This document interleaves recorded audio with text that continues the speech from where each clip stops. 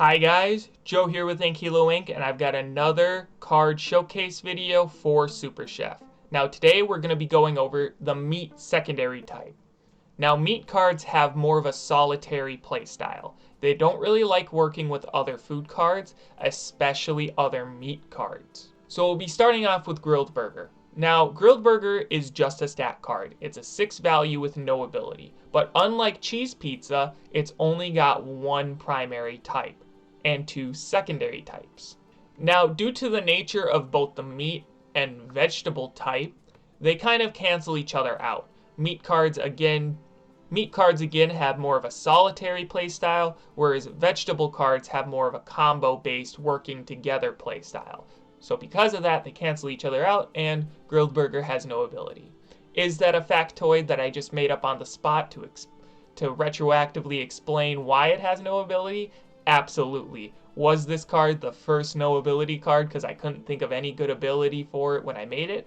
Absolutely. Moving on to Chicken Strips. Chicken Strips is kind of one of the few tech card, quote unquote, for the meat cards.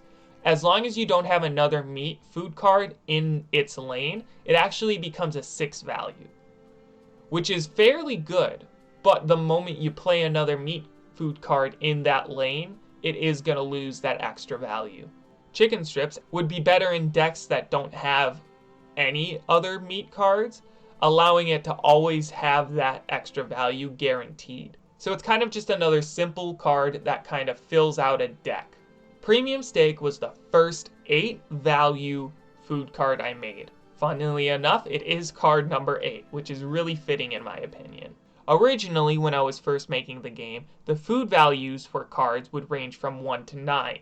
However, I found it just a little harder to balance things out. The curve just didn't feel right in terms of balancing high value abilities versus low value abilities. So I got rid of 9, and it did make everything feel a lot better. But moving on to Premium Steak and what it brings to the table, pun intended.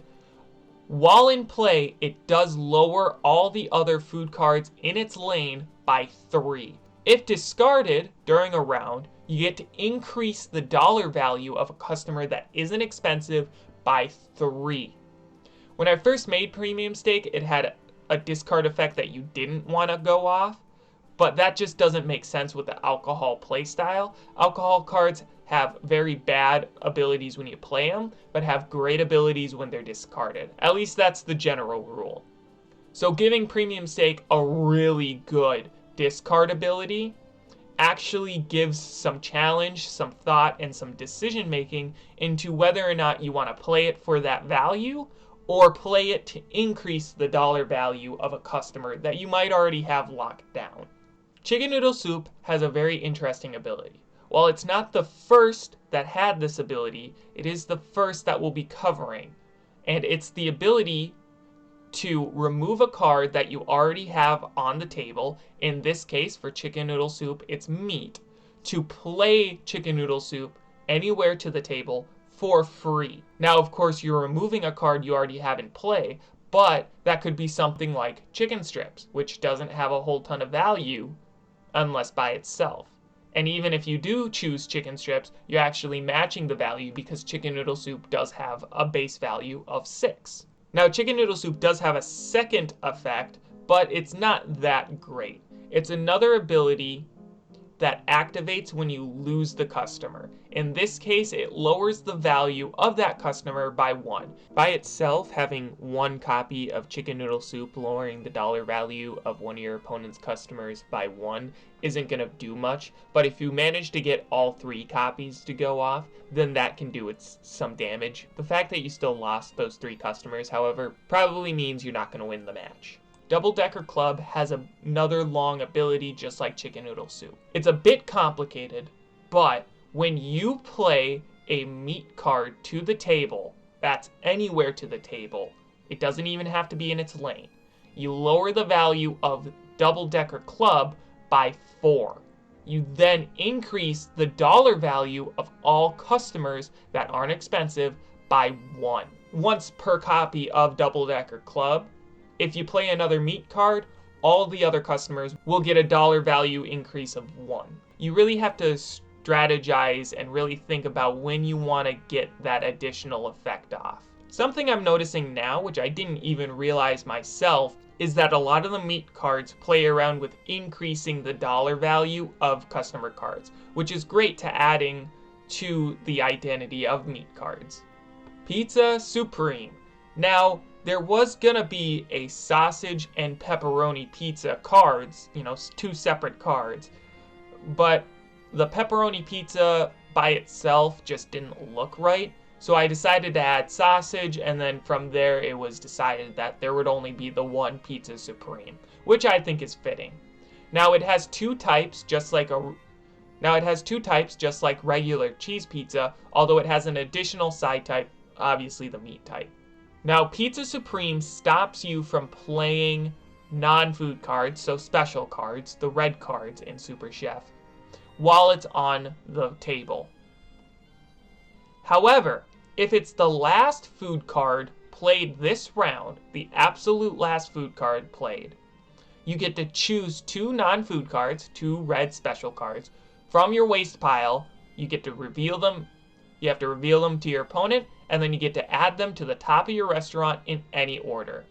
So while Pizza Supreme stops you from playing special cards during a round, if you strategize correctly and save it till the end of the round, you can get that massive value, and you get the added bonus of adding 2 cards from your waste pile back into your restaurant.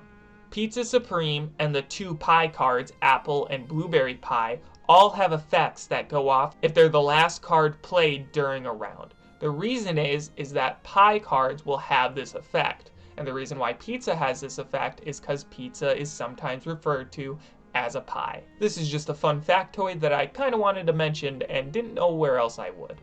So Confection Oven was going to be the last card I was going to do in this showcase, but I've actually added one more. It discards a food card from your hand with the meat secondary type. You then get to add the base value of the discarded card to another meat card already in play. Now this is specifically geared towards meat cards and kind of like a meat style deck, but a meat style deck is going to be very hard to play and manage because the meat cards don't like working with each other. Because of that, I think I'm going to rework this card down the line in the future. It'll still have a bonus to doing this with meat cards, but I think I'm going to make it more generalized. But that's not for certain right now. Now, the card I decided to add to this showcase was Rich Elite. By itself, Rich Elite doesn't really have anything that plays into the meat archetype. Now, the reason why I'm showcasing Rich Elite right now is its synergy specifically with Premium Steak, and this was done on purpose. Rich Elite likes both meat and alcohol food cards, and what just happens to be meat and alcohol? Premium Steak. Outside of this partnership, Rich Elite doesn't really add anything to the meat archetype, but its specific synergy with Premium Steak is just very important, and often you won't see one without the other. Now that's all the cards I'm going to be showing off today. Now there are actually quite a few other meat cards that I did not show today, and the reason being is that they fit the other groups that they're in more so than the meat group. That's all I've got for today's card showcase. I hope you guys enjoyed, and I'll see you all next time. Bye.